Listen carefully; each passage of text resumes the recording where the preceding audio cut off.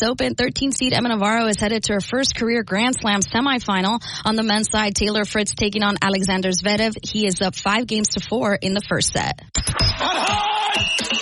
It's time. You know what time it is? The game for Tuscaloosa's longest running sports show. The biggest goal of our team, especially in the first half, we're trying to be the best. Always is to win a national championship. Something cool to look back on. We don't want to waste a failure. You're inside the game. John Mechie on the ground. Appreciate your interest in the game. On your home for Alabama sports. And Alabama wins. Tide 100.9 and streaming on the Tide 100.9 app. Powered by Tuscaloosa Toyota. And now, here's your award-winning host, Ryan Fowler. And a big good afternoon to you. Welcome into the game. T-Town Tide 100.9, 1230 WTBC. Today is Crow Day. I know it's Tuesday, but it's actually a little bit of a Monday. We're going to recap this Alabama win, and then we'll move ahead to South Florida, and we'll honor Coach Nick Saban on the field that will be named after him Saturday afternoon inside Bryant-Denny Stadium. Many of you are invited, and if you don't, you can buy a ticket, and then you'll be invited. So we're going to welcome you into the show. We're going to take phone calls. We'll get a lot of reaction. We will not do a score prediction day. And I know Tuesday's normally our score prediction day, but I want to spend some time talking about Alabama, Western Kentucky. We will talk with Mike Detillier, WWL, the big 870. And for those who have been around for a little bit, have been listening to our show for the length of time, we normally do this with following Labor Day as we push our score prediction. We'll still do 2 days. I'm not going to rip you out of the day, but we'll do that Wednesday, Thursday, and it'll kind of parlay picks right on Friday with presented by Brian Harden Construction. We are always powered by Tuscaloosa Toyota, TuscaloosaToyota.com, 3325 Skyline Boulevard, and online at TuscaloosaToyota.com. What'd you think? Looks like the phone lines are jammed up. We're going to get to those. Mike Detillier, I guess you could be a lot better than probably Mike's doing right now. Mike Detillier is going to join us, and I'm sure that he's going to have some thoughts. Mike joins us every Tuesday at 2:15, and it's always fun to be able to pick his brain, to listen to his comments. But I thought Alabama, listen, was it a perfect game? No. But when you walk out and you score 63 points and you've still got things to work on, and when you look at what Jalen Milroe, and you could see that the development, the quarterback whisper, and I thought all the quarterbacks, when you look at Ty Simpson, he showed you some things. But really, you go back to the starter. Jalen really took that big step, 200 yards, and we all talk about the 600 yards of offense. Alabama beat a team. When you think about Western Kentucky, look at the stats. This was a offense that also returned 9 offensive starters, and they were 8-5 last year when you look at Western Kentucky. So the Hilltoppers came in with a lot of expectations, and I'm sure that those guys will probably learn from their lesson in Tuscaloosa and probably will rebound. You know, but I thought I said that about Florida State. I thought they would learn from that Georgia Tech defeat, but didn't look like they learned too much because Bill O'Brien took them to the house. Even though I was not able to watch that, thank you, DirecTV. Appreciate you guys. Hope you guys have a great week.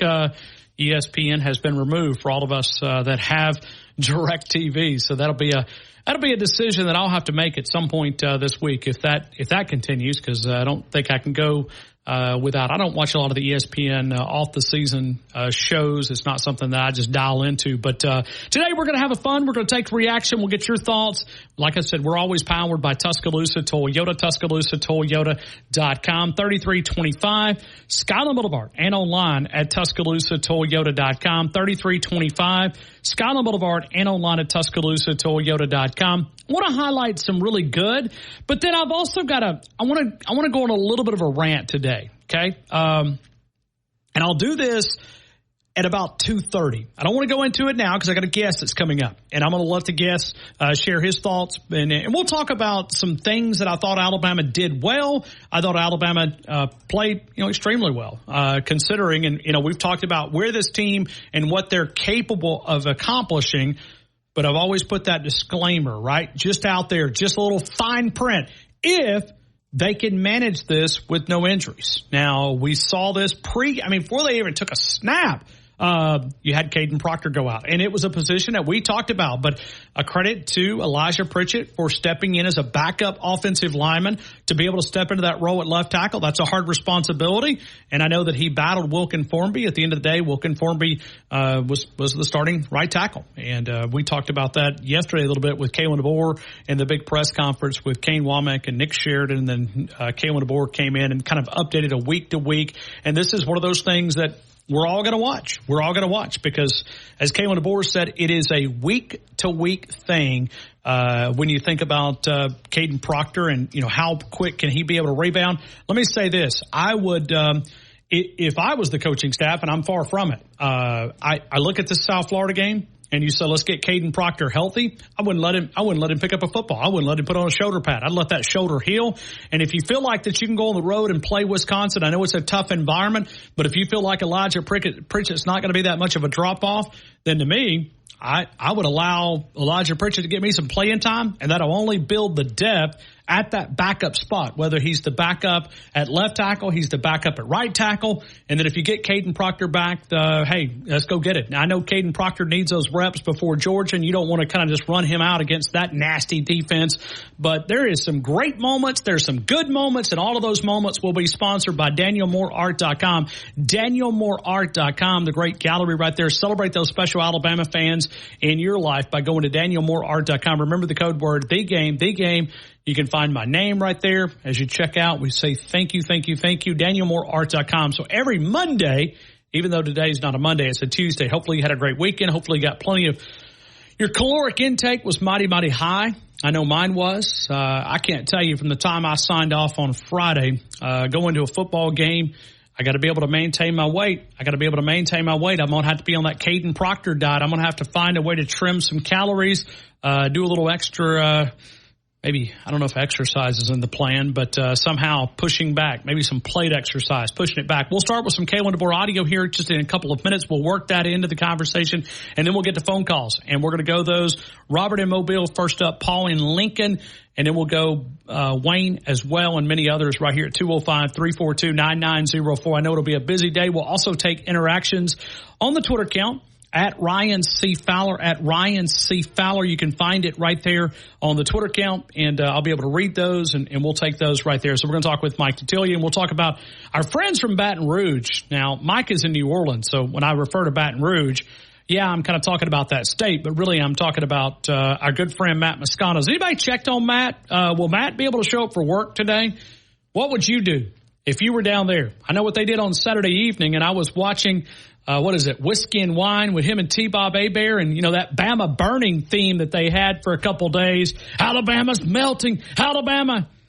I'm starting to go back on my comment when you look at Brian Kelly. I made a prediction when he got hired that coming from Notre Dame that he was going to take the leg weights off. It's kind of like running with ankle weights. How many of you guys ran with ankle weights? Then they take those ankle weights off, and you should be able to run a little faster. Brian Kelly, because of the academic restrictions and because of, Notre Dame, because that has fallen off at a big-time rapid pace, that I thought that he would go to LSU in a a state that's so rich with talent, and to be able to take the ankle weights off, and that he would really fast-pace. But looks like this SEC has chewed him up, spit him out, and he's not been able to manage what I thought he would. I mean, the one win over Alabama, the overtime 2 years ago in Baton Rouge, that's what I'm going to hang my hat on, because I don't think he's going to win a national title, and I don't think they're any closer. We'll ask Mike Detillier coming up in a couple of minutes on the defensive side of the football. So we'll set this stage with South Florida. We'll do a lot of different things. We'll take your comments. We'll take your analysis, and we'll do the good moments sponsored by DanielMooreArt.com. DanielMooreArt.com. So we'll take your comments. But the defensive side of the football, I go back to a couple of minutes coming out of that spring game. Think about all the belly aching, complaining we did. Think about that defensive side of the football. And listen, they don't play Western Kentucky every week. They don't play South Florida every week. They don't play any of the smaller teams. But at the end of the day, when you can pitch a shutout now in college football, going back, I thought Western Kentucky had a lot of deficiencies on the defensive side of the football. But on the offensive side, like I said, that was a unit that returned 9 starters off a team that went 8-5. So Western Kentucky, not saying that they were respectable, and who knows where this season may take them.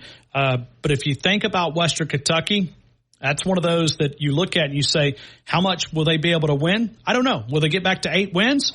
but you pitch a shutout, but you look at the defensive side of the football, I can promise you, if we walked out after A-Day and I came in here and I said, hey, Western Kentucky's at 160 days away, Alabama's going to pitch a shutout, you guys would have put me in the cuckoo house. You would have said, no way, no way, no way. And I think that's a job that Kane Wommack has been able to do. It's going to be fun. There's going to be some growing pains. They're going to give up a lot of points.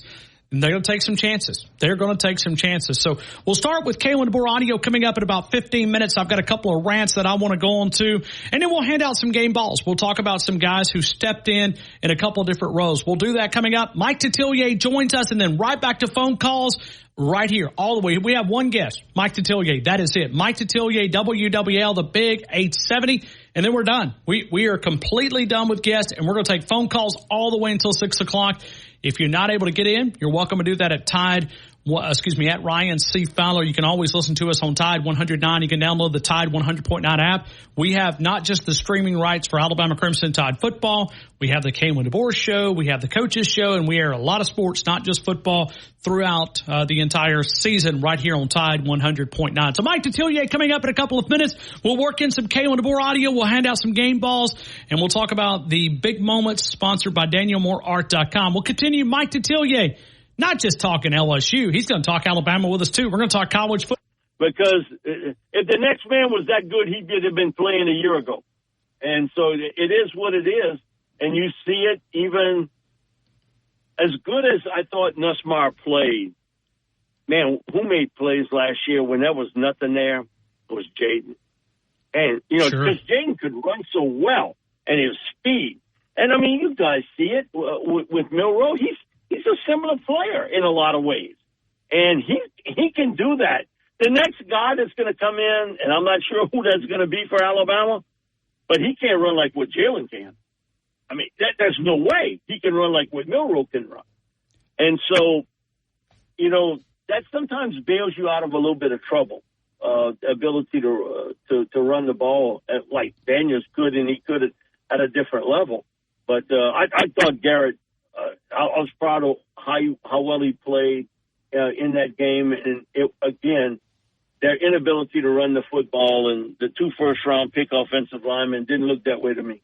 Mike, what is your reaction to Alabama? Because you've been very high on Jalen Milroe throughout this offseason, saying that he could take a next step. I know that when you look at the stats, he only took him, 9 footballs, so you look at Jalen Milroe, a big day, but maybe not one of this air raid that maybe we thought. 9 footballs, he was 7 of 9 for 200 yards, 3 touchdowns. He had 2 on the ground. What'd you see from Alabama? Yeah, again, I think you'll get a better test later on.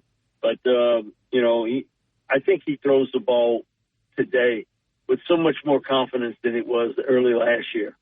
Don't you see it in him? Hey, I got it. I'm going to make the play for you. And so no one ever questioned his ability to make plays with his feet.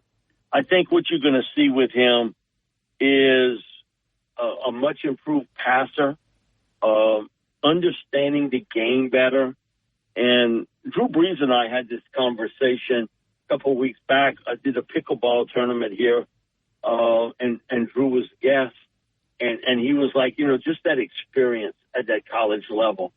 They want guys to come off the street or backups, and they expect instant success. We live in the microwave world. But you get a year under your belt, and now I think in an offense that Kalen is going to tweak a little bit to play to Milroe's strength, I think you're going to see a lot of improvement, and a lot of it having to do with the fact that he got to play last year.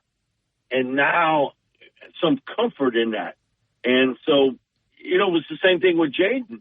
That first year with him at LSU, he was at times really good, but more as a runner than a passer. And you saw the big improvement. And I think I look around college football today, the closest player athletically, arm strength-wise, leg-wise to Jaden Daniels is Jalen Milroe. But I've said that before. I think he's going to make a big leap this year.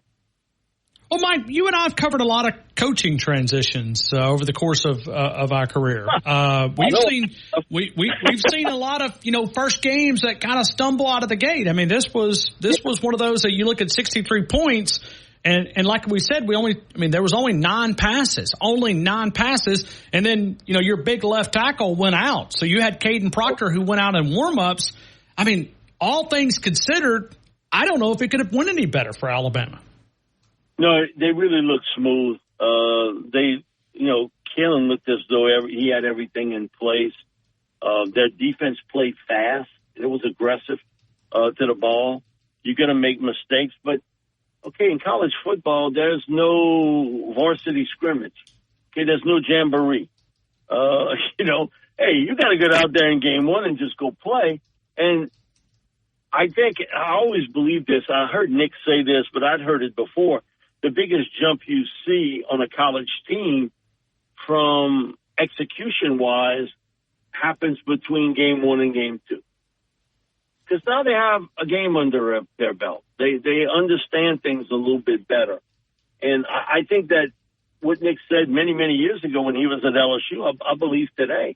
I think that's very accurate what he says. I think a team makes that jump in the second game of the year because of confidence they have. And if you have the right trigger man and they got the right guy, and that's so important in college football and the professionals too. You can make that jump. You can see what's happened at Florida State. They don't have the right trigger man. DJ, God bless him. He's a big time athlete. He just can't throw the ball accurately. You see with Milroe, his improvement as a passer. What I watched in a couple throws is his footwork. I like what I saw there. His set, plant, throw. Impressive. Mike, I want to ask this final question. It's kind of a generic question, but we've talked about LSU. We talked about Alabama. What else grabbed Mike Detillier's opinion? I know we don't have time to go through everything, but something that grabbed you other than Alabama and LSU throughout the weekend. Georgia was as advertised, sure. And my old pal, Cameron Ward, I saw him many years ago, a few years back. He was at Incarnate Word. I'm on the sidelines. His dad walks up to me and said, I listen to you every day on Sports Talk. I'm like, thank you. And he introduced me to his son. And he put on a show that day. They played Nicholls State. And he left Incarnate Word in San Antonio to go to Washington State. Then he goes to Miami. And, man, Miami's defense is real physical up front, but the difference maker, Cameron Ward, he just really, really impressed me. And how well he threw the football, his command of the game. And, if he stays healthy, Miami's really good. I'm going to be honest with you. But what I saw from Georgia, it was as advertised. Sort of the same, but, I don't know how you judge even Ole Miss. I would have to get another game to watch that. A&M was disappointing on offense, to be honest with you. Really, really disappointing to watch them. And Notre Dame's a good defensive team. I take nothing away from them. But I think Cameron Ward at Miami and the way they moved the football, and Billy Napier, he's in trouble. Brian, he's in deep trouble. Man, the fan base. And then, listen, we got people here in Louisiana that's calling up Sports Talk. We had 3 of them last night that Billy should be fired. Billy ain't even coaching in Louisiana anymore. He's at Florida. Goes to show you we got some Gator fans in the state of Louisiana. And so I think the 2 things that jumped out to me, how impressive Georgia was on both sides of the football, and Cam Ward, his difference at Miami or Florida. Well, you mentioned Miami. I mean, you look at Florida State and Florida. Miami fans haven't had a lot of things to brag on. They're no doubt the best team in that state. So look at Mario Cristobal coming in on the hot seat. Looks like a pretty good football team, and we have a little rooting interest because he spent some time in Tuscaloosa. He visited with us about 3 months ago. You could tell he thought he had a decent football team. So a lot of fun. I think he does. And the ACC is sort of wide open. The other thing that, and I got to see it again, was Penn State. I thought West Virginia could keep that game close. It's in Morgantown. Man, the fans were hyped up to beat the band. You think about West Virginia got off quick and could have scored and didn't get points. And Penn State surprisingly played so well in game one. On the road, and that's difficult, Ron. When you get on the road and you play in a team that, man, they've been targeting you for a long time. James Franklin, now I got to see him beat some of the big boys in the Big Ten. But what I saw of Penn State, I liked what I saw. I thought they really played well. And the quarterback was improved from a year ago. A year ago, he couldn't hit the backside of a barn with a bazooka. He was like that at Manning. Man, he almost clocked me. I was standing up, and I was kind of helping catch and he threw one so far behind a receiver, it actually kind of bounced and hit me in the back. I turned around, and he was like, sorry, Coach, I missed. Man, did he miss? I went back, and they showed me the deal. I was like, whoa, did he miss? The receiver. But, so, you know, I think those three things, I forgot about Penn State, but man, on the road doing that, against West Virginia, that's a lot tougher than you might think, to start a season. Mike, I always appreciate you. I hope that you can, you can keep, Bobby Hebert in company today, because I know he's going to be, off the charts because he got the day off today. I told him, he got to take his medicine and he got to go to bed, take him a good nap. He's off today. So I told him, listen, you got to go. Man, you got to take some rest. Boy, he was riled up with LSU. He must have texted me about 15 times. I don't like to text people or talk to people when I'm watching a game. He must have texted me at least 15 times during the game. What the hell am I going to do at my house? You know, I can't do anything about the offensive line from my home. Come on, dude. He was riled up but good about LSU. And I understand that T-Bob was every bit as bad. Hey, that's what I was about to say. Listen, I watch him and Matt Moscona, and I'm telling you, there was a couple of moments that I didn't know if either one of them was going to make it through the next 2 or 3 minutes. I was like, you guys are about to stroke out. They call it whiskey and wine for a reason. Something tell me the whiskey was motivating the wine or something. It was, woo! I knew who was drinking my whiskey. And poor old Russ Mitchell in the middle, which is a friend of mine. Russ was in the middle, Moscona was on the left, and then T-Bob was on the right. And I mean, I looked at Russ, and Russ just had his hands in his face. He was like, I don't know what to say. I don't know what to say. And he was trying to moderate it somewhat. But yeah, it was. You can forget that. Yeah. You can forget it. Yeah. That ain't going to happen. But I told Matt, and I told him this months ago, you done thrown your saddle on a bad horse if you think Alabama's going to kick back. I think you threw your saddle on a bad horse, Matt. I like that one. You threw your. Yeah. Well, and he was going off on the video post game. He was going off on Alabama. He was like, Alabama's still burning. I'm telling you, they're not gonna. And I'm going, I'll take that bet. Because I made a statement. I said Brian Kelly will win a national title in his first 5 years. Mike, you've heard me say this. When he moved from Notre Dame to Baton Rouge, it was like taking ankle weights off of him. Mike, I'm not sure about it now. I'm not sure if I'd go back, I'd place that bet with myself. There's something there, and I think it's what Texas and Oklahoma and is going to experience. This league, I mean, it's nasty for a reason. Look at the AP poll. Look at the USA Today coaches poll. It's hard to navigate this, but hey, Mike, appreciate you, man. Have an awesome show this afternoon, man. Ryan, I said this yesterday. It's like the junior heavyweight champion in the world getting the ring with the heavyweight champ. Okay, you find out those punches land a lot harder, and it lasts longer than it was in the Big 12. And I got a lot of respect for Texas. I think they're a very good team. I think Oklahoma's defense, man, it reminds me so much of LSU. But, man, to go through that gauntlet, it is going to be difficult. And a lot more difficult than it was in the Big 12. But I told that to Matt, he can tell you, a few months back, you threw yourself a saddle on a horse that won't run. You're going to finish last, dead last in the race. Because that's saying Alabama's going to take a step back. I don't know what you're looking at. I think he's wishing it more than he sees it. Hey, Mike, have an awesome show this afternoon, man. Thank you for being a part of our show. Thank you, Ryan. Mike Detillier, was having a good conversation. So that's okay. That's okay. We'll get back to Robert here coming up in just a couple of seconds here. That is the conversation. Let's go here to Paul in Lincoln. Paul, you're ready? Good afternoon, sir. You're in the game. I hope all is well. Ryan Fowler, my man. How's it going, buddy? Oh, it was a great win. Great win. Good win. Ryan, have you been able to touch base with either Danny Cannell or little bitty Maddie Mosconi since Monday, since last night and Sunday night? I'm worried about their welfare, Ryan, because did you watch that? Did you watch that show?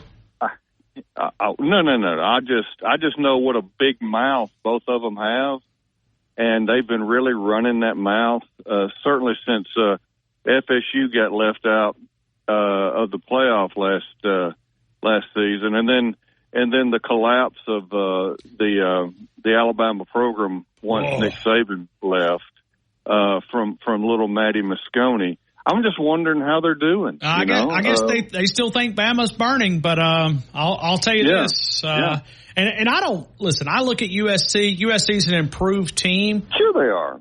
Yeah. LSU, you're gonna have problems. I mean, if you can't handle USC, what are you gonna do in the SEC? What are you gonna do in the SEC? And Mike had told us throughout the offseason. Yeah, he had. He sure did. He hadn't, and he's never wavered really.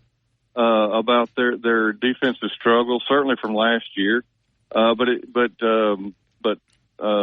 Sunday night, it was the offense that did them in. I know they gave up a couple touchdowns late, and that was the defense that Mike's been talking about. But it was.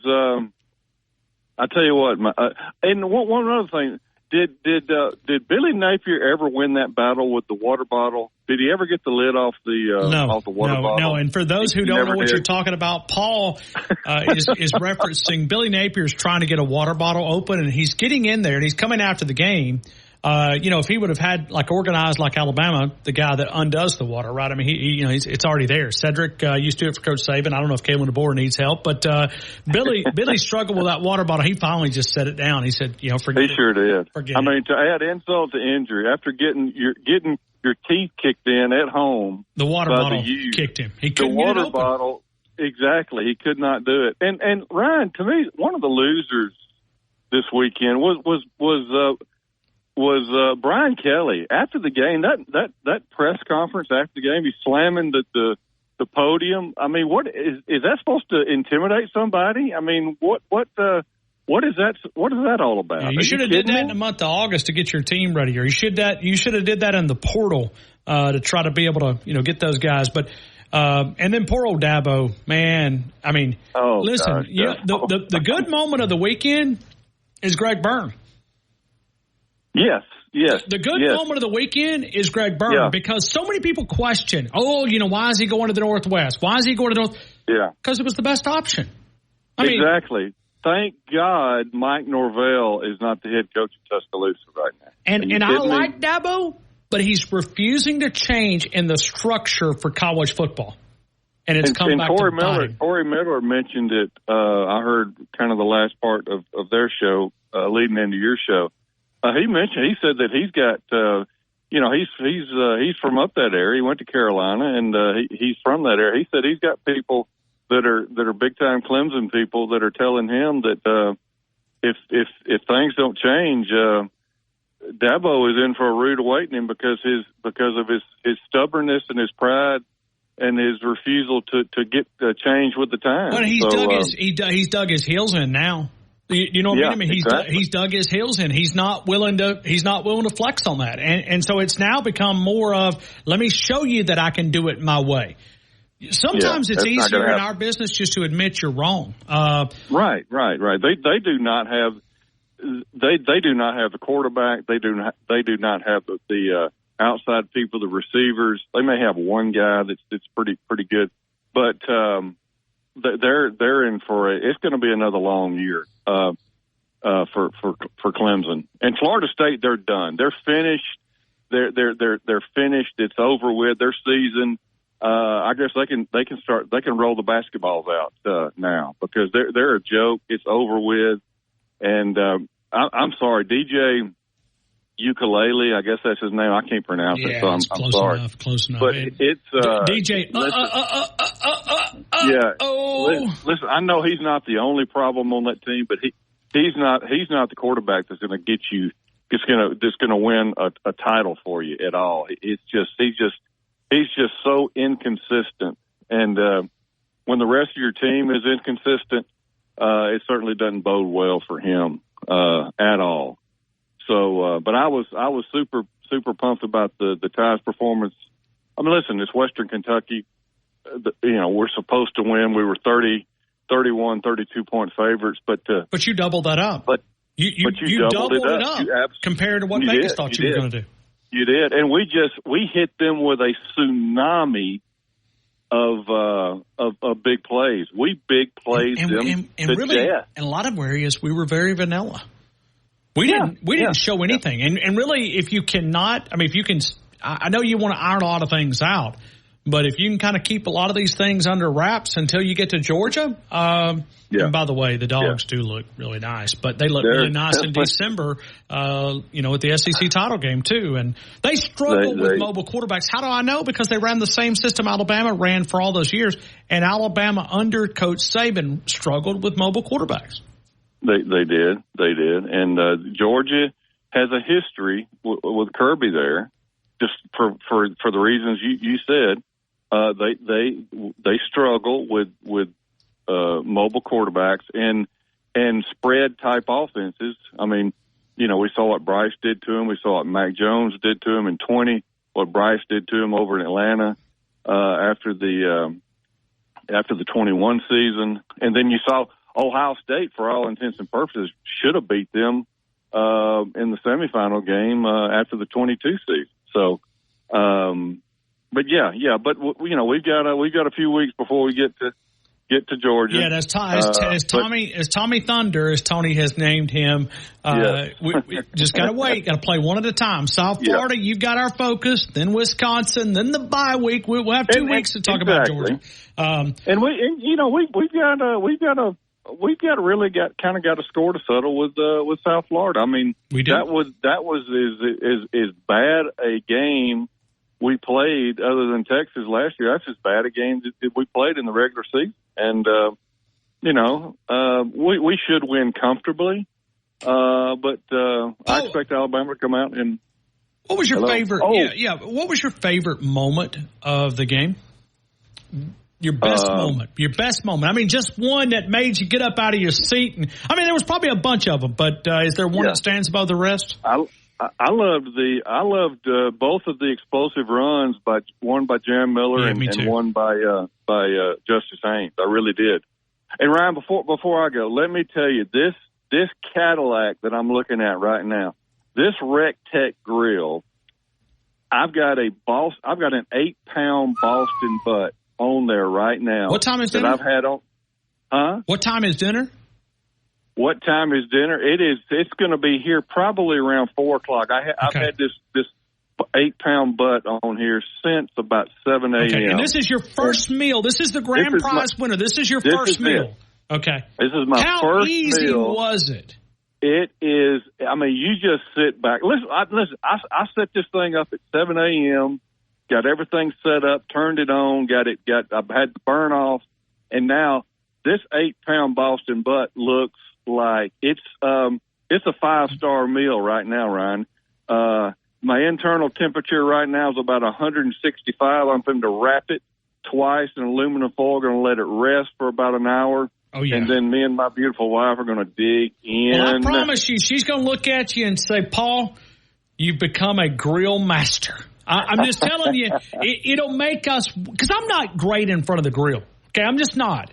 But the Rectech is it'll make you look like Jalen Milroe under Kalen DeBoer rather than Tommy Reese last year. Yeah. This thing is an absolute Cadillac. You hear me? Man, this Rectech, it's everything you told me it was going to be and even more. And I've got a beef brisket ready to go. Now that's a little trickier than the Boston Butt. I'm gonna go. Well, but listen, the RecTech makes it easier. The RecTech app, I downloaded on my phone. They take you step by step, brother. And so I'm thinking, I think I'm gonna win this one as well. Okay, all right, and we'll announce score predictions. And I know you've already got a ball in the bucket from the Florida State Georgia Tech. Paul, thank you, man, for being a part of the show, man. Have a great rest of your day. Roll Tide and roll MAGA. Thank you, Paul. We've be incredible. Pat, you're starting to look brilliant with this Ryan Williams. I mean, well, everybody dogged me out for saying 125 yards, and I missed it. I mean, he actually averaged 69 yards. I mean, I think 139 yards. Wow. I thought he was going to get there, but I really thought he would have got at least 6 targets, hey, if they had have given him 8 targets, he would have been probably equivalent to that boy out in, I think Arizona somewhere had 304 yards on 20 passes. Okay. That, Ryan Williams would have probably exceeded that on just maybe even 10 targets. I mean, because that would have put an average of 30 yards a target. I mean, is he not perhaps and baddest is not a word, but is he not the most phenomenal 17-year-old that we've ever seen in this part of the country? Well, it tells you we're still learning Kalen DeBoer. But we know Nick Saban would have never brought a true freshman into the media room game number 1. Kalen DeBoer did. I don't know. There'll probably be people that'll criticize him for that. Well, I mean, I got to say that my hat's off to him because, hey, that fella down there, every time I buy a 2x4, I give Auburn money. I mean, it just hurts my feelings. I don't have a choice.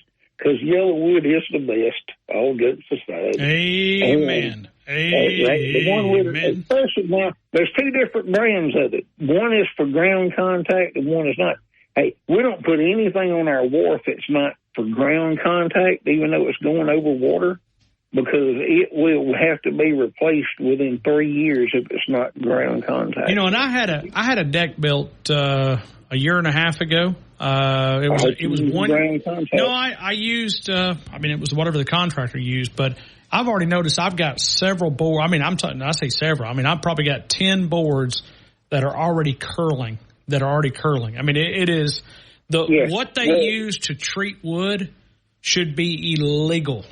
I'm talking about. So I hate to sit here and talk about Yellowwood. But it's just not the quality. I mean, it's just not.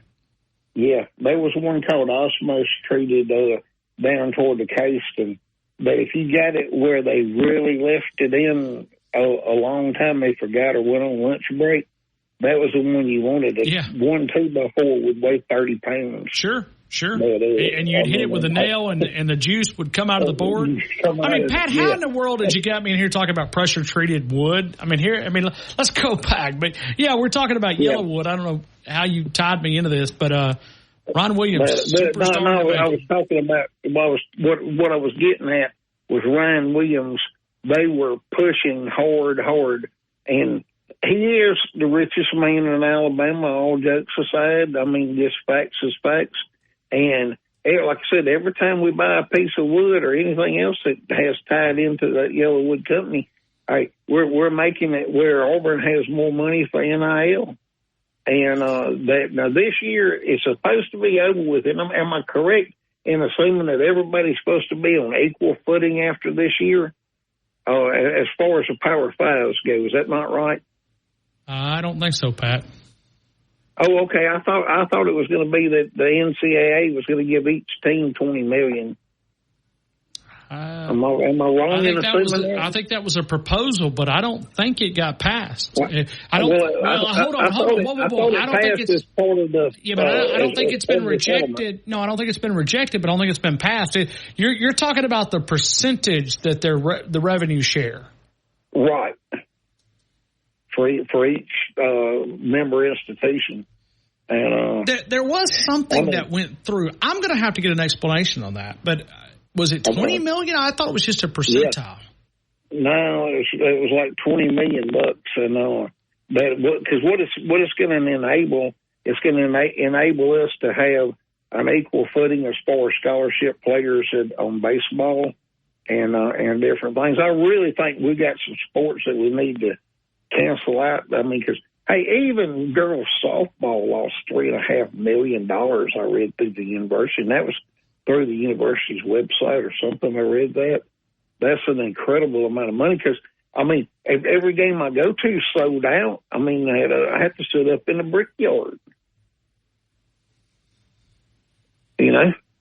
Well, we'll see if they could navigate this. I mean, I know that, we were out in SEC Media Days and Greg Sankey, not Greg Byrne, but Greg Sankey was talking about, we want to keep all of our sports. But at some point, Pat, I'm not a molecular engineer, don't claim to be, but I can add and I can do percentage. Well, something's got to go. Where's the money coming from? Yeah. I mean, the thing about it is, unless there's a money tree. Now that you have Norman, Oklahoma, from here to Norman, Oklahoma, it's darn near 800 miles. So you're going to have more travel costs. I mean, you're going to have a lot more. There's going to be a lot different budgets here. And I mean, I kind of think that throughout the whole NCAA is you're going to have a lot of sports are going to be local. Football, I mean, just like for the Big Ten, football might be from point A to point B, but badminton is going to be within a geographical location of 150 miles or something of that nature, Yeah, I got you. I mean, but I'm just using bad. I'm exaggerating there, but I'm saying the smaller things. I'll call them non-revenue, or some people like to call them Olympic sports. That they just not any need for them to be traveling clear across the country to compete. Well, I'm glad we're not in the Big Ten because you could really be having some travel costs. Hey, Pat, give me your best moment. I assume was Ryan Williams. Is that where you went? Ryan Williams, but my best moment. Do you know who our number one tackler was in the backfield? That had to be Mr. Hubbard. How about that? That I think he had the most tackles in the defensive backfield. And I hate it because there was one point in time, Hubbard had back-to-back tackles. And I hate it when my safety's having to make tackles. Now they were made almost at the line of scrimmage out on the outside corner. That it shows that the young man can run, but you don't get to be Mr. Football in the state of Mississippi. You're speaking of secondary. So you're saying, okay, yeah, but Deontay Lawson, Jihad Campbell they were tied with 9. But hey, Pat, appreciate you, man. Roll Tide. But I'm talking about in the back. Yeah, I got you. But he was started on the team. Prediction? I missed it last year. Yeah, we'll do it tomorrow. Okay. All right, y'all have a blessed day. And ask A.C. about all that water over there, because I really think he's on Wire Road in a house trailer on Wire Road. There ain't no doubt about it. Oh, down at Auburn? Okay. Well, thanks, Pat. We appreciate it. We'll continue with more of the game. Tide 100.9, 1230 WTBC, your home of Alabama Crimson Tide Sports. Hey, it's Burger Day at Southern Ale House, 1530 McFarland Boulevard. 1530 McFarland Boulevard. There's other good burgers, but the Pepper Jelly Burger's on the menu, so you've got to go there. That is a good option. But, hey, if you're looking for lunch and dinner options, Monday through Saturday, lunch and dinner options, Southern Ale House. 1530 McFarland Boulevard is the original location. That location is going to remain the same, but also remember Southern Ale House Dockside be open tomorrow. Going to be there to serve you. Had a great weekend. Appreciate everybody coming out. But also think about that wonderful, wonderful, wonderful, wonderful, wonderful, wonderful, wonderful, wonderful bread pudding. You know what it is this week? Yeah. Peach cobbler bread pudding. Peach cobbler bread pudding. It just keeps getting better and better and better and better. Our good friends at Southern Ale House. But, hey, go see our friends there at Southern Ale House, either location, 1530 McFarland Boulevard, and then also up on 43, about 2.5 miles past Winn-Dixie there, Marina Drive, is Southern Ale House Dockside. So go see those guys. Tell them the game sent you. That peach cobbler bread pudding. It was good. It was good. I even took my wife a little bit of that bread pudding. So Martin and I knocked out some lunch there earlier today, and I said, I think I'm going to get me a couple of brownie points. Going to get me a couple of brownie points and take some peach cobbler bread pudding. So those guys always knocking out of the park. All that Southern cuisine. Eat Southern, be Southern at Southern Ale House. Let's go to AC. AC, good afternoon. You're in the game. I hope all is well. Good afternoon, sir. How you feeling? Thank you so much for taking my call. I did that on purpose. I talked about good food right before I went to you. Yeah, of course you did. How's your weekend, Mr. Fowler? Oh, man. My team won 63-0. I have no complaints. Yeah, I know. Cupcake schedule. That's how you get to 63 points. Congratulations. Wait until September 28th. Let me see who scores 63 points. But so what's going on? You're not taking prediction for today? I mean, it's Tuesday, right? It is. I'm going to give you my score right now. No. We're going to do scores tomorrow. This is, I know you're kind of new to the party, but Labor Day was yesterday. Do y'all do Labor Day in Bangladesh? No, it's an American thing. Okay. But wait a minute. But I mean, you said AC. We take predictions only on Tuesdays. We do. Parlays on Fridays. Now you're flip flopping. And we're going to do because it's Labor Day. We were off yesterday. Yes, I understand, but today is Tuesday, so why don't you stick with your words? You've got it.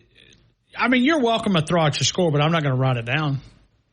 Why can't you write it down? Because I'm not going to. That's disgrace. I really don't care. I'll take Bama 56-14. Good. 56-14. We got it. Yes, sir. Now, you did say Mr. Tommy is a Thunder. Thunder's supposed to scare me. I wasn't frightened. I was like, what kind of thunder are you talking about? So what's your definition of thunder, Mr. Fowler? Well, I don't know. You may want to ask Tony that question because I just don't know. I don't know why he did it. I'm talking about Tommy, not Tony. I don't know who Tony is. I'm talking about Tommy in Romulus. He said, Tommy it's not Thunder. hard to follow here. I mean, just play along. Tony named Tommy Thunder. I don't know why he named him. You have to ask him. Well, Tony sounds like an idiot because Tommy doesn't I gotta go, man. My head's hurting. I'm 2 minutes. Why you gotta go? Because this is the dumbest call I've had. Why you keep running away? Hell. Why do you have to keep running away, Mr. Fowler? Because I don't want to dumb the audience down. Who cares about your audience? You're talking to me, and I'm talking to you. We're out. Marty, Arkansas. Marty, let it rip. Go. No, I'll take that. I can probably do that about 9:30. Marty. Hey, quit. Yeah, Marty. Quit. You behave. Yeah. Go ahead. You're in the game. How are you, man? I'm doing a lot better, Ryan. I fell out. I was in the hospital Saturday. Oh, man. Dadgummit.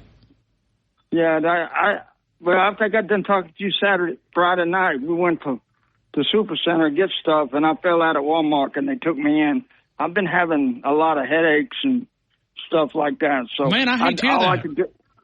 All I could do was listen to it on the radio because Paraguay Hospital didn't have anything like cable TV to get the game or anything. I got you. So I got to listen to it on radio. I'm glad you're feeling better enough to call, man. What's on your mind? Yeah. Oh, well, first of all, your follow-up after the game, that was really good. From the locker room? Oh, yeah. That was really good. Like the guy said, you're the number one caller in the whole country right now, Ryan. Number one? You run everybody off. Caller? You run all the good ones off. I don't even listen to nobody else. Well, thank you, Marty. Even though Babs was good. Thank you. Even though Babs was good, they're homers. But one thing I want to tell folks, we're knocking some other these teams down. Be careful because karma comes around. I can remember how bad, if we didn't have Mal Moore and Greg Burns as athletic directors and put the university first, I don't know where we'd be. I got you. Yeah. Well, I mean, listen, when you look at Mike Norvell, when you look at some of these other coaches, You look at Dabo, Marty. You look at us. You look at us. You look at us. Well, before Saban, I think Greg Byrne made a wise decision. Like what you said, if we hired one more bad coach like Norvell or went on with Dabo, then where would we be at? In the cellar. So right now, it's a new era, but enjoy it, because me and you going to be down at Walmart getting our pictures made on our cell phone with the national championship trophy. Okay, all right. So you're Ron. What I'm proud of is the defense. I told you that length would come in handy, and how many interceptions he get? 2, because of his length. It don't matter. We got length, and what? We sent a DB off the edge, boom, got to the quarterback quick. No one picked up that deep cornerback. But we didn't show nothing. Well, we're not going to show nothing. No, it was very vanilla. Very, very, very, very vanilla. It's going to be vanilla next week. I mean, they only threw 9 passes on the offensive side of the football, and they scored 63 points. Well, you know why? Another thing I told you, too. Every play designed for a touchdown. Everyone did their job, and boom, we were off to the races. Gotcha. We got the fastest runners in the country. Yep. The board, Mello and Hines, they took it. They hit the hole. They blocked good, and once we got to open field, they ran like jackrabbits. I got you. Hey, Marty, I'm up against this 5 o'clock hour, man. I appreciate you. Ron, okay. I'll call you earlier tomorrow. Okay, thanks, Marty. Arkansas, we greatly appreciate you. We'll come back. We'll go to Roll Tide Raleigh. We'll go to Blueberry Steve up in Montreal. First time we've been able to say this since 2 o'clock, since we went on the air. We have 2 lines available. Wow, that's hard to believe. I know probably people gave up. Well, now you're a chance. If you want to jump into the game, we'd love to have you. We're taking your comments, sponsored by DanielMooreArt.com. DanielMooreArt.com. What was the good moment? What was your favorite moment? We'll take those calls. 205-342-9904. 205-342-9904. Right here on The Game, Tuscaloosa's longest-running sports show. I'm Ryan Fowler. This is The Game on Tide 100.9, 1230 WTBC. We were watching some of the pregame speech just a couple of minutes ago, and for those who doubt, because Kalen DeBoer does have a different, mannerisms, right? He's not one of those, rah-rah, cuss you out type mentalities, right? It's more of, I'm teacher, I'm going to instruct you. But if you doubt that there's a fire in that belly, go listen to some of those pregame speeches they put up on Alabama football on the Twitter account. Walt Brock did an amazing job of tying all that together, and listening to some of the doubt and even the game ball presentation with Jalen Milroe giving the game ball. Win number one for Kalen DeBoer in Tuscaloosa. Hey, just think, he's only got 204 more until he catches Nick Saban, right? 204 more. Nick Saban, I guess, won 205 games here at the University of Alabama. We're taking your phone calls. If you want to jump in, we'd love to have you. 205-342-9904. 205-342-9904. We are always powered by Tuscaloosa Toyota, TuscaloosaToyota.com. 3325 Skyland Boulevard, and online at TuscaloosaToyota.com. If you want to jump in, we'll take your phone calls, and we do have one line available at 205-342-9904. We've also got some Kalen DeBoer audio clips that we'll get into. Caden Proctor, according to Kalen DeBoer yesterday, week to week with a shoulder injury, but it sounds like one that they can manage. Happened in pregame warm-ups. Elijah Pritchett jumping in, but I think when you look at that offensive line, whether you start at Parker Brailsford and move out to the right side with Jaden Roberts, Wilkin Formby, and both those guys graded out quite well. And then when you look at the left side of the football with Tyler Booker, we always know what he's going to be able to give us. A guy that's projected as an early first-rounder. I'm sure that some of that may change, but Tyler Booker, anchor in that offensive line and one of those key leaders there, and then also Caden Proctor. But we'll see if Caden Proctor is back and ready to go. We'll continue with more phone calls, and we go to 18 national titles, 30 SEC titles, 147 first-team All-Americans, 77 postseason appearances, 45 postseason victories. Roll Tide. 4 Heisman winners, the NCAA all-time scoring leader, and the greatest football coaches to ever walk the sidelines. We are talking little Alabama Crimson Tide football, and we are powered by Tuscaloosa Toyota. The 2024 Toyota Corolla, 3.99 APR for $36. If you're looking for the Highlander, you can find that. National sales event with some great interest specials, including the 2025 Camry, 3.99 APR for $36, and the Tundra, 1.99 for 36. It is Tuscaloosa Toyota. It is TuscaloosaToyota.com. Let's go to Roll Tide Raleigh in North Carolina. Roll Tide Raleigh, good afternoon. You're in the game. I hope all is well. Roll Tide, Ryan. How are you doing today? Hey, good, man. Just have a little fun. Talk a little Alabama Crimson Tide football. All is well. I love it. I think there was one thing on display in that game Saturday, and you could see the coaching that these kids are getting all over that field. We were still vanilla. Great point. We were still vanilla, and we only had one sack, Ryan, but we never even rushed the quarterback, per se, other than like a 4-man. I think the 4-man rush is the most we ever had. And these guys in the DB, they were looking for the football.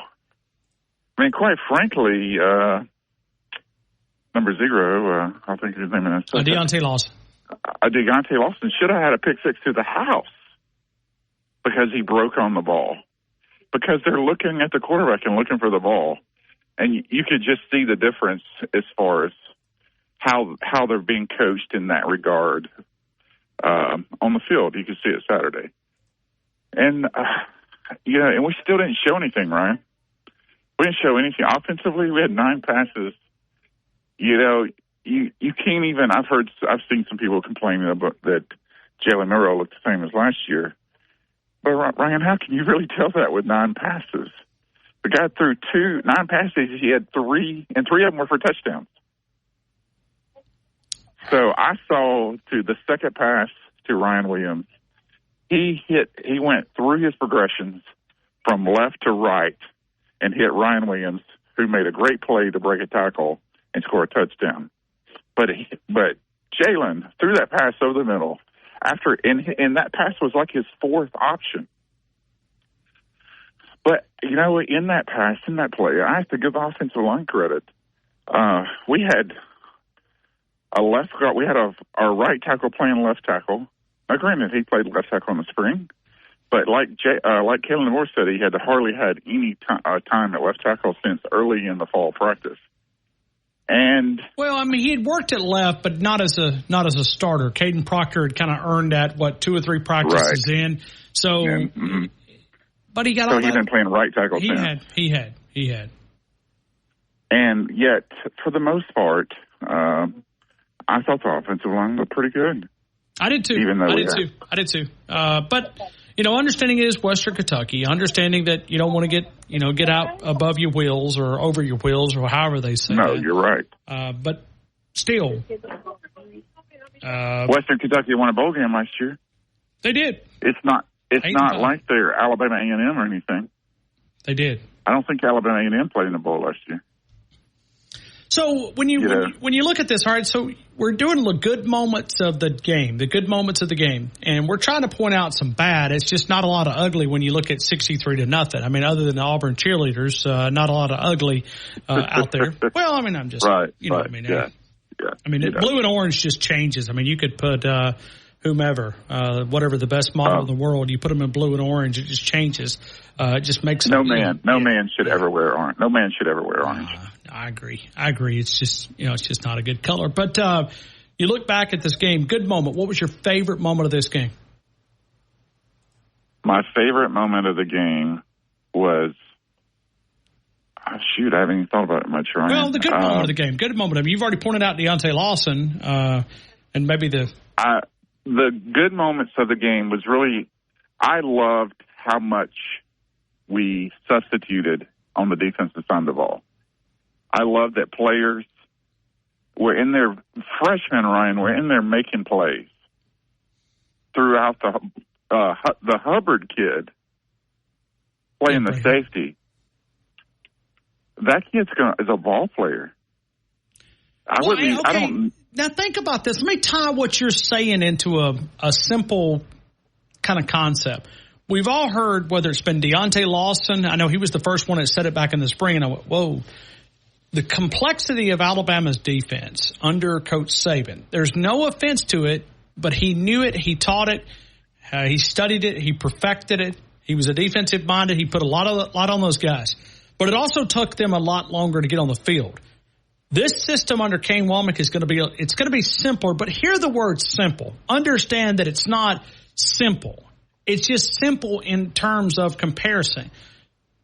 It's not, every college defense it's complex, but it's not so complex that you can't get the guys on there. I think that's my big takeaway. It's not just it's not just the late part of the game, it's the early part of the game. Rotating them in.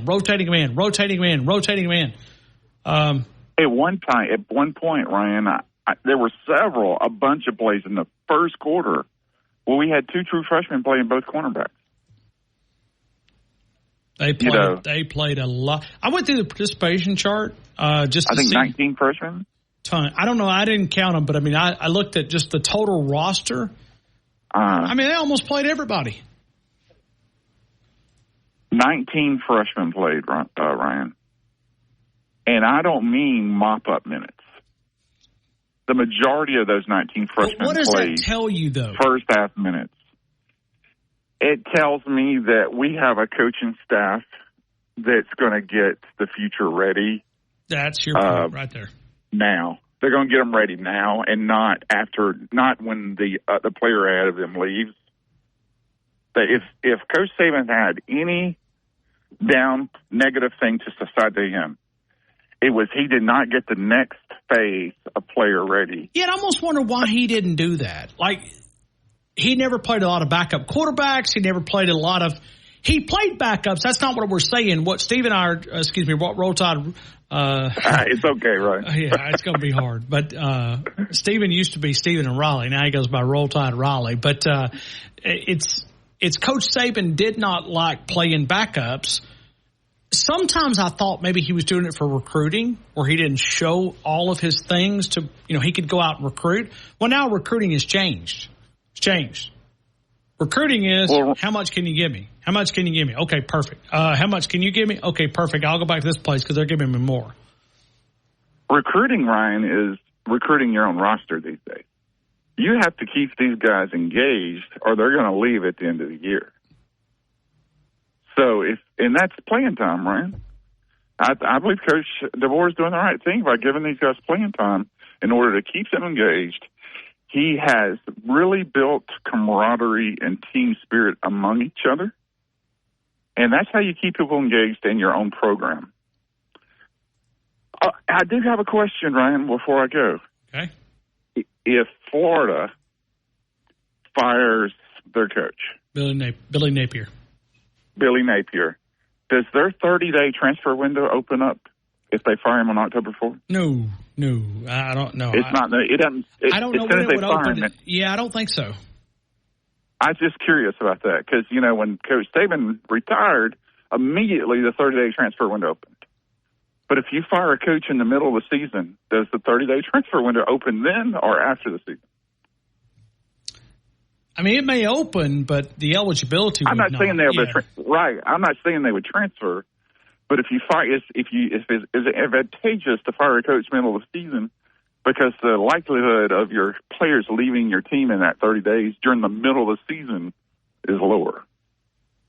Good point. But I don't. That's something I don't know. No, I think that's a good question. I don't know the answer. I mean, other than it might open and you might, but I mean, why would you leave in the middle of the semester? Right. I mean, unless you're on some type of quarter system, and I don't know if anybody's still on quarters. I don't know. I was just thinking about if Coach Saban had announced his retirement at the beginning of the season last year. Oh, and did a tour that? Okay. And did a tour, that final farewell season last year. Would that 30-day window have opened in September 1st or whenever he announced it instead of at the end of the season like it did with us? Yeah. And we would have lost less players. That's just something I thought about. Hey, anyhow, you got a lot more time on your hands than I do because I have not even. I mean, that didn't even cross my mind until you brought it up. I mean, it is a great question, but I have not even spent any time thinking about that. And hopefully, we don't have to think about it for a long time. No, I'm not saying we do, but Florida's sitting there probably going to fire their coach at some point this season. Does their transfer window open up? Is there anybody on Florida's team that anybody would? Yeah, I'm not saying that. I'm not even debating that, right? I don't know. After what we saw this weekend, And we dodged a bullet by not getting Mike Norvell. I mean, I don't believe for 5 seconds that Mike Norvell was ever offered. I don't either. I think it was a smoke screen put out by Jimmy Sexton, and there it is. So I think Jimmy Sexton got his weakest link on his freaking on his clientele list a raise because he knew that once the truth came out about that guy, that he would never get a raise again. Anyhow, roll Tide, Ryan. Hey, roll Tide, Raleigh. Blueberry Steve, get ready. We're coming to you. Coming up in Montreal, Canada. We'll take your phone calls at 205-342-9904. 205-342-9904. If you want to jump in and share your good moments. Sponsored by DanielMooreArt.com. DanielMooreArt.com. Celebrate those special Alabama fans in your life by DanielMooreArt.com. DanielMooreArt.com. Remember the code word, the game. Significant discount, DanielMooreArt.com. We'll continue with more of the game. Tide 100.9. Let me remind you about the Wharf. If you're looking for a new pair of boots, Justin, Tony Lama, Red Wing, Georgia, Double H, Timberline, Laredo, and many more. It is the Wharf right on McFarland Boulevard on the right-hand side of the road as you travel westbound.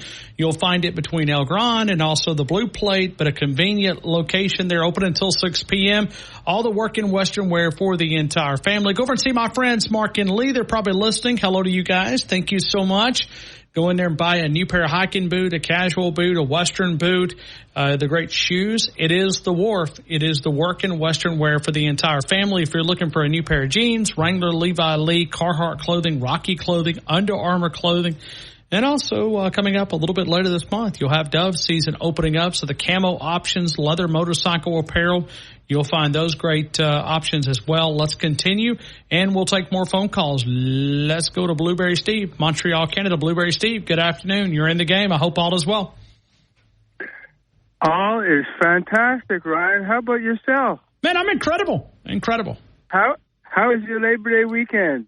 Oh, it was good. It was good. I think I told a couple of stories. Went down to a friend of mine that's also a sponsor of the show, Brian Harden Construction. Went down and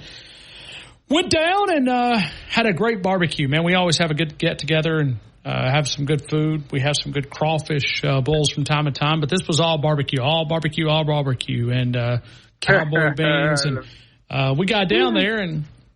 I guess it's always good when you got a friend that's got an airplane, or an helicopter. Oh, he's got an airplane too, but I think they both have airplanes. But, so we helicopter landed and we took a little ride. I mean, it's good to have friends, man. It's good to have friends. So, it is.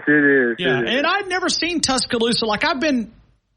I have flown into the Tuscaloosa Regional Airport, but I've never been in a helicopter where you could, see the city the way that was pretty awesome, man. You get down in some of the terrain around the river, beautiful, man. It's just gorgeous. So, on my bucket list, one of these days, is to get down to Texas and to go hog hunting with a machine gun from a helicopter. You know that. Oh, like a hog hunt? Right? Yeah, we were talking about it. We were telling the guy that brought the helicopter down and said, maybe we should go rabbit hunting with this thing. Well, they because apparently those wild hogs are a pest, and so they you go with a machine gun. Well, it's it's not a machine gun. It's an AR. But I know what you're talking about. I mean, compared to. Are you guys allowed to have ARs up in Canada? No. Okay. Well, it's. Well, not until we get rid of that punk. Yeah. Well, Blueberry Steve, listen. Okay, you can kill somebody with a slingshot if you want to. Okay. That's right. Boy, Speak to David. Ask Goliath about that. Now, Blueberry Steve, I will tell you that I've got one of those well-behaving ARs. I got several. Okay. I will tell you that mine is in my safe, and it's never went off one time. Really? It never has. It doesn't goes off by itself. No. You mean to say that? No. It does. No, it does not. It does not.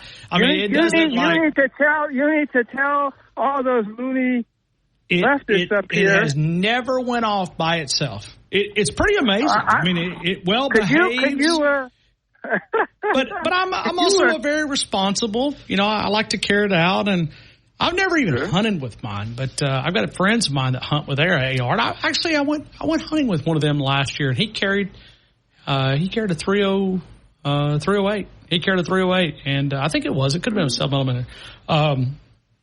Could have been 10mm. He's got a bunch of them. He's got a lot more than I do. So selection, and but I love have you ever shot one? Yeah. You have. It is a fun gun to shoot, man. It is. It's a blast. It is. Well, it's as close as a civilian can get to a machine gun. Do you know? Have you ever heard of a gun called a Tavor? It's an Israeli gun. I have not. Well, check it out. I shot one of those when I was in Israel. Yeah. Anyway, well-behaving gun though. Another well-behaving gun, or was it? Yes, sir. Okay. Yes, sir. Okay. Listen here. I want to just tell you how exciting and how excited I was to see that game. Actually, to listen to the game, I wasn't able to. I was able to see clips like afterwards. There was like a highlights, but I'm hoping that the whole game is going to be put up on YouTube. Usually it is like 24 hours or 48 hours later. Maybe because of the holiday it wasn't put up. But I listened to the whole game on Tide 100.9, of course. And it was just great. It was great. So the good was, tell me, Ryan, how many penalties were there in the first half did we get? Was it 4? I don't know if I have them. They were pretty early. Okay. I mean, but as far as I've got the total, but I don't have it broken down in a quarter or half. So because if you do, feel free to jump in. Well, I don't know for sure, but I think that we got 4 penalties against us in the first half, but only 1 in the second half. What does that tell you about our coaching? Right? They are doing the right thing. Think about this. Think about this. To be able to get those guys on the field, that you feel comfortable with younger players on the football field. That's a start. The only quarterback that wasn't on was Austin Mack, right? Like they got good minutes out of Ty Simpson, and they got pretty good minutes out of Lonergan too. And think about Ty Simpson. I mean, man, he looked sharp. I mean, he has improved, and good guy. I talked with him back here I am. I'm letting out all my secrets, Blueberry Steve. But Ty's hunted with us in our hunting group quite a bit. And I revealed way too much right there. But he's come down a couple times with us and had a lot of fun. This is back a couple of years ago when he first got here. So. He kept his nose to the grindstone, and just, you know what, he knew that Jalen Milroe was the guy and just wanted to be improved. But you may need him. I mean, you're 1 play away from your backup quarterback, and you're 2 plays away from your third string guy. So it's good that you get some reps. But Ty has bought into what they're trying to get him, and he's got some wheels too. Oh yeah, but how about who is that kid that? With the 2 picks, was it Sabb? Is that his name? Sabb? Yeah, Keon Sabb. Sabb. S-A-B-B. S-A-B-B. Okay, Sabb. That's pretty awesome. How about that 17-year-old phenom, the other amazing Ryan in Tuscaloosa? Now there's 2 amazing Ryans in Tuscaloosa. Like Marty said, right? Yeah, well, I'll take a back seat to number 2, okay? And something tells me I'm going to have to, because it's not going to be by choice. It's by 17 years old, Ryan. But and you follow me on Facebook account. I put up the entire video. I was blown away. That young man's impressive. Ryan Sr., which is Ryan Williams Sr., and his mother, they have done an incredible job of guiding this young man that's got God-given ability, right? And watching him, grooming him, and understanding that, God's blessed him with an amazing talent, but to also understand, because he doesn't sound like a 17-year-old young man. He doesn't. It's impressive. And just think, now, is he 17? Jaisha, do you know if Ryan Williams is 17? Because he didn't turn 18 back in. So he is. Well, so he is 17. Okay. All right. Okay. I mean. Okay. Got it. It's pretty. It's pretty awesome, and so the future is so bright. And look, I mean, the other thing is, towards the end of the game, we were up 63-0. Coach DeBoer did not want to hang a 70 on the other team. Compare that to the Boogs. They got no class. Sorry, that's just my feeling. I mean, you just now learning that blueberries too? No. I'm a disciple of Paul. Okay. I'm one of his. I was about to say, you need to go back and take the class if you think if you're looking for class from the blue and orange, you're not going to find very much. You won't. No, I know. No, but I'm just thinking about, like, we could have run that up to 70 easily. Yeah, I got you. For some reason, 70 seems to be a number that I remember last year. I think also Coach Saban could have ran up a score to 70 and didn't. Yeah, I mean, you don't need to beat somebody. I mean, listen, I don't think, you look at Nick Saban. He came from Kent State, where he played football at. I'm sure they probably got their head beat in quite a bit. And I'm not saying Kalen DeBoer only lost 3 games, but it's not necessary, right? Well, it's not necessary. It's not. I mean, he also played a ton of guys, and he could have scored 70. I mean, hit that final drive, and he took the air out. Yeah. Hey, Blueberry Steve, I got to run, man. I appreciate you as always. Tide and roll MAGA. Roll Tide. Blueberry Steve, Montreal, Canada will come back. We'll go to Piano Man coming up next. Robert in Mobile will coming up next as well. Jumbo. Jared in Houston, Texas, right here on the game. T-Town, Tide, 100.9, 1230 WTBC, your home of Alabama Crimson Tide Sports. Thank you for trusting us to get you going for the past 39 years. Northport Auto Supply. Why go anywhere else? DanielMooreArt.com. Daniel Moore Art celebrates those special moments of Alabama football history, like 4th and 31, Jalen Milroe connected with Isaiah Bond, or the legacy continues with all the great memories of Alabama Crimson Tide football. You can celebrate Coach Saban with a Nick Saban print, the limited edition canvas. You could also find many of the great mini prints. Celebrate that special Alabama fan in your life. And the future repairs. No overtime charges on weekends and holidays. No hassle guarantee. Adams Heating and Cooling, 205-872-0045. Dos Amigos, Highway 69 in the new Publix Shopping Center. 11 a.m. opening, 10 p.m. Friday and Saturday closing at 9, Sunday through Thursday. Some great Mexican cuisine, the great fajitas, the great desserts, the great lunch specials. You'll find it at Dos Amigos in the Publix Shopping Center on Highway 69. Takeout order. You in control. Visit Chase.com/checking. Chase, make more of what's yours. Chase mobile app is available for select mobile devices. Message and data rates may apply. JP Morgan Chase Bank, N.A. member FDIC. Where the season never ends. This is your home of Alabama sports. Tide 100.9 and streaming on the Tide 100.9 app.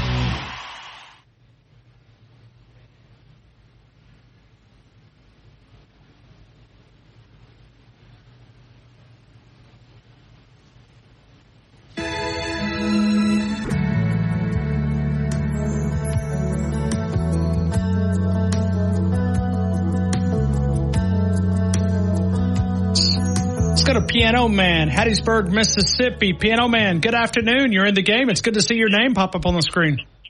Roll Tide. Roll Tide.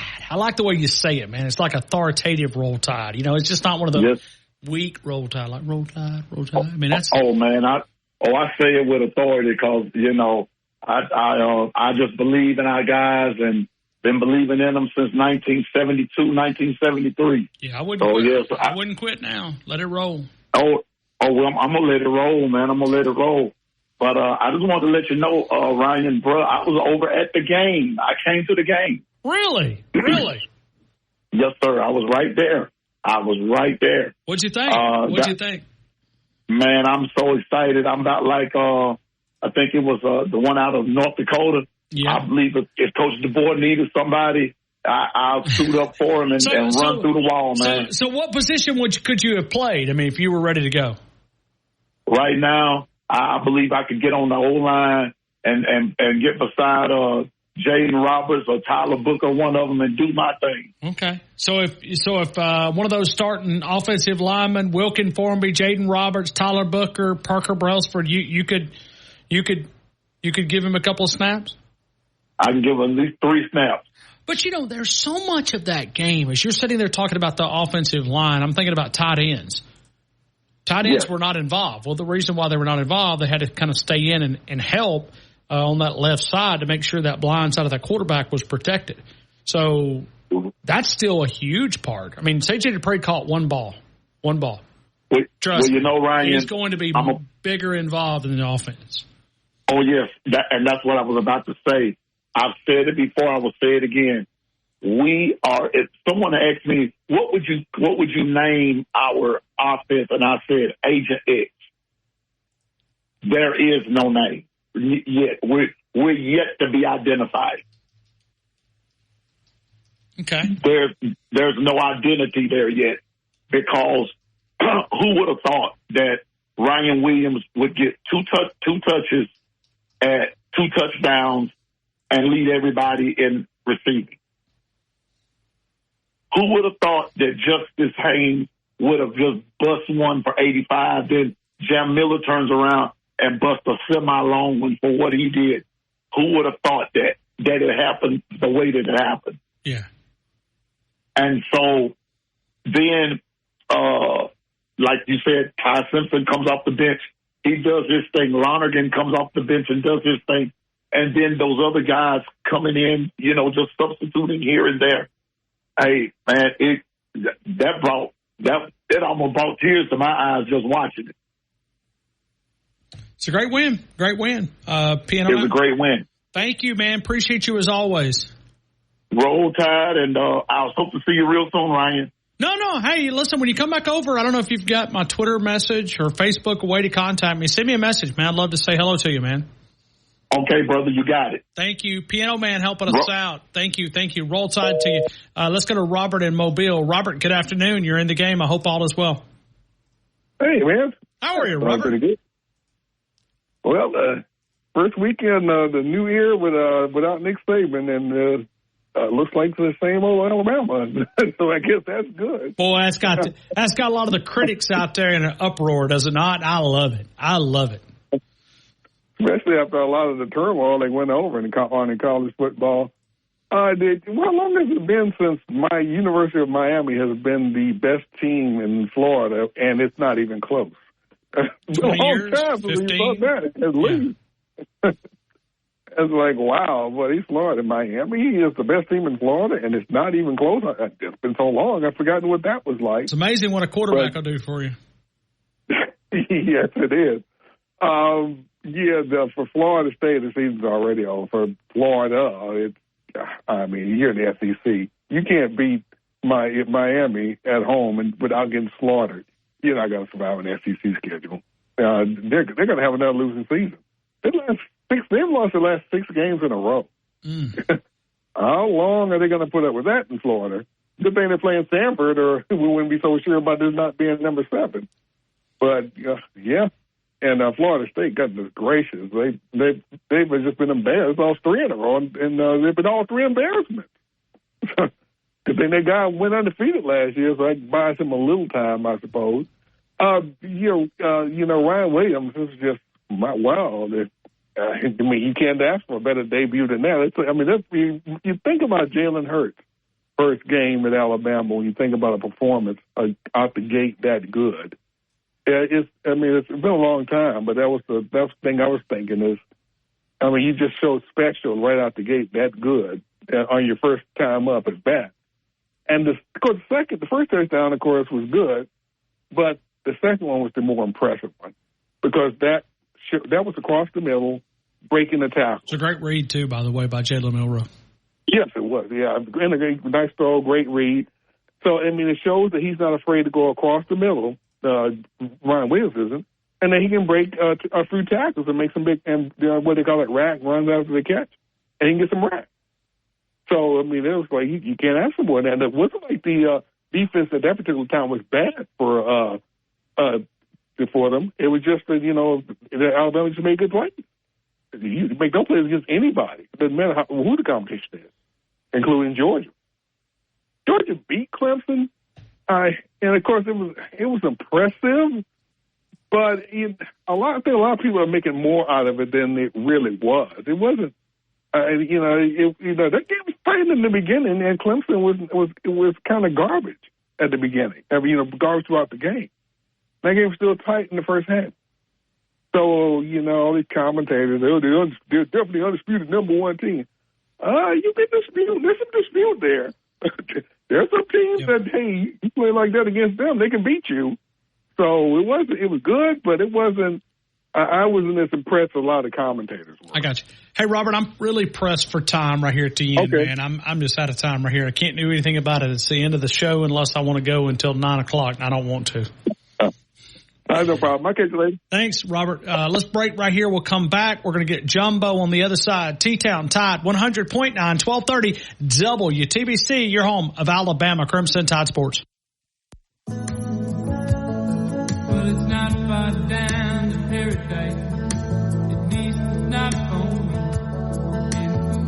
On the next Inside the Locker Room with Coach Wimp Sanderson and Barry Sanderson. Tune in Wednesday, 7:30. The great Max Howell will join us. We'll look at the SEC games with Max. Also in the second hour, we'll have Bill Cameron. We'll find out what's going on with the Auburn Tigers as they get ready to host California. Plus, we'll take your phone calls throughout the show. Inside the Locker Room, weekdays 7 to 9 a.m. on Tide 100.9 and Tide100.9.com. Tide 100.9 Traffic. Tuscaloosa traffic now from the Townsend Nissan Traffic Center. We've got a slow roll in Duncanville on McFarland eastbound and Bear Creek Road. This crash is going to take out the right lane. Those left lanes or the left and center lanes squeezing by very heavily right now.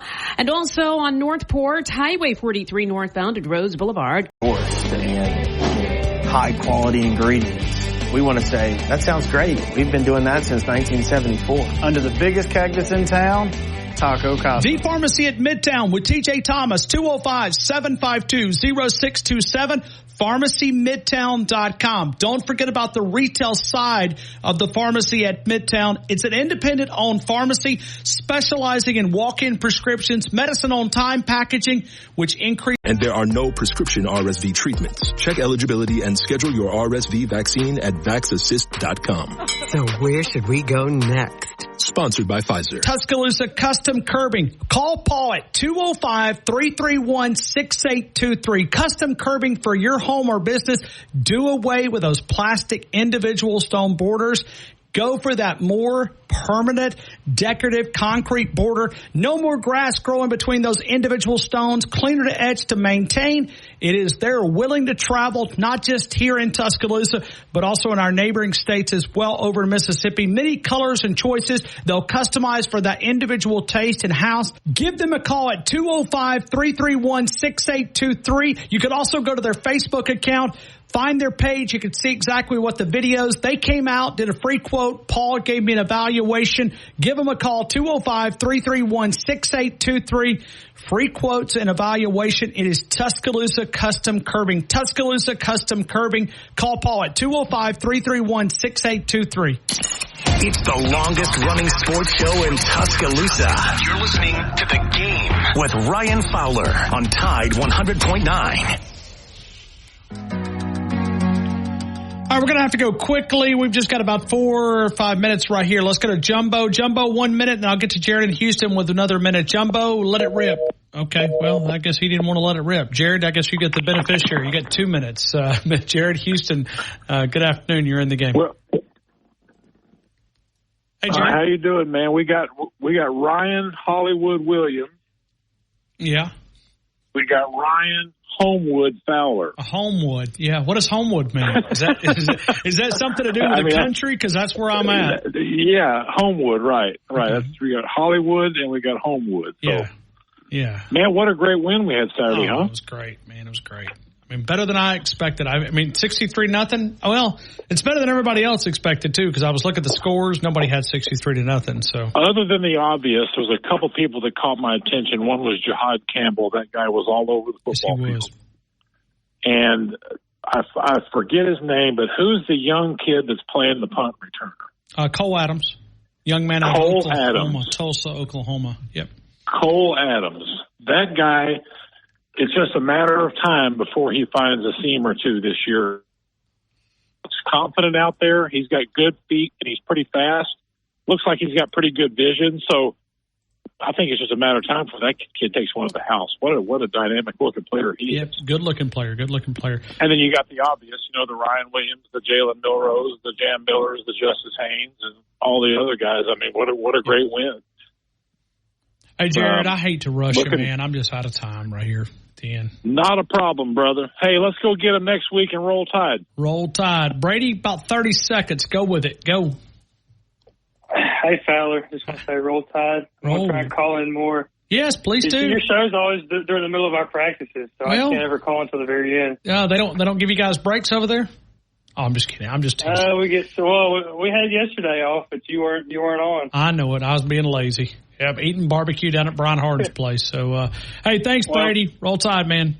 Yes, sir. We'll see y'all. Right back to you, Ellis, Manchester, Tennessee. Ellis, I heard a rumor you were in town. Was that accurate? Yeah, I was. Okay. Were you? Did you scream? Yes, I did. Okay. All right. My best point was thing with seeing the defense play like they did. Yeah, and played so many people. Ton of people. Yeah. But that's what mine was, and just excited about what's going to happen down the road because it's just going to get better. We hope we can keep on this track, man. I appreciate you, Ellis. Last duck through the hole, giving us a big roll tide. Roll Tide, Ellis. Roll Tide, Ryan Fowler. Hey, real quick. Do you believe? I believe, Ryan Fowler. He believes. He does believe. Thank you, Ellis. That does it for this show. Appreciate DanielMooreArt.com. Appreciate Jaisha. Thank you so much, Simon, as always, for being a great part of our show. We'll shut it down. Be back tomorrow for a score prediction day. Reminding you that we call this program The Game, and the only way that you can win the big game, the game of life, is to walk daily with our Lord and Savior, Jesus Christ. Good night, T-Town.